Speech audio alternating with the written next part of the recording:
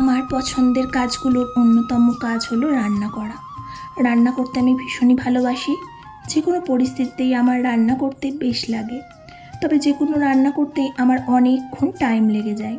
আমি রান্না সেভাবে কারো কাছে হাতে ধরে শিখিনি। তবে এখনও রান্না করতে করতে কোথাও আটকে গেলে মায়ের কাছ থেকে ফোনে জেনে নিই। আর বিহারে এসে এই মানুষটার কাছ থেকে রান্না শিখেছি। যে রান্নাগুলো শিখেছি তার মধ্যে একটা হচ্ছে ছোলার ডালের তরকা। যেমন ধরো, আমরা বাঙালিরা ছোলার ডাল কিন্তু একটু মিষ্টি মিষ্টি করে নারকেল কোড়া দিয়ে খেতে ভীষণ ভালোবাসি, কিন্তু এখানকার মানুষরা ছোলার ডাল পেঁয়াজ রসুন সঙ্গে মশলা দিয়ে কষিয়ে ডিম ভুজিয়া দিয়ে খেতে খুব পছন্দ করে।